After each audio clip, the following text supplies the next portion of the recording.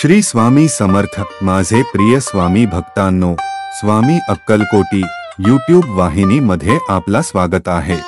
आज मी तुम्हाला महाराजांची अवतार कार्याविषयी आणखी एक गोष्ट सांगणार आहे.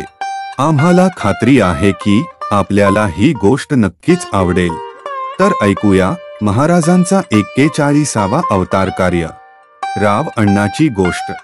समर्थांचा तो रुद्रावतार. झटगी गावी रावण्णा वाणी शेतात काम करत असता त्याला सर्पदंश झाला. असहाय वेदनांनी तो गडबडा लोळू लागला. तेव्हा नातेवाईकांनी त्याला घोंगडीमध्ये गुंडाळून मारुतीच्या देवळात नेऊन ठेवले. आता त्याच्या जगण्याची आशाच संपली होती. स्वामी समर्थांनी प्राणदान दिलेले बाबासाहेब जाधव समर्थांसोबत होते. स्वामी झोपले होते म्हणून त्यांनी समर्थांच्या चर्मपादुका रावणाच्या मस्तकावर ठेवल्या. बाबासाहेब ही कृती करीत असता स्वामी ताडकन जागे झाले. त्यांनी रुद्रावतार धारण केला व बाबासाहेबांना शिव्या दिल्या. समर्थांचा तो रुद्रावतार व शिव्या देणे बघून सर्वजण गप्प झाले आणि भीतीने लपून बसले. बाबासाहेब सुद्धा घाबरले.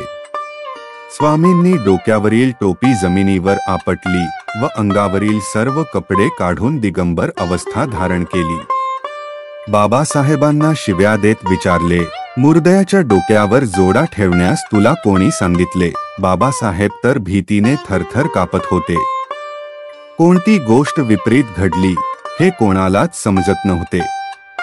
शेवटी स्वामींनी बाबासाहेबांना जवळ बोलावून म्हटले, त्या मृतदेहाजवळ जा आणि त्याच्या कानात जोरजोराने हाक मारा. बाबासाहेबांनी तसे केले आणि आश्चर्य, रावणा जिवंत झाला. स्वामींनी आपल्या चर्मपादुकांचेही स्वत्व राखले आणि मृत्यूला पळविले. इतिश्री महाराजांच्या अवतार कार्य विषयी 41वी गोष्ट संपूर्ण. शुभम भवन्तु.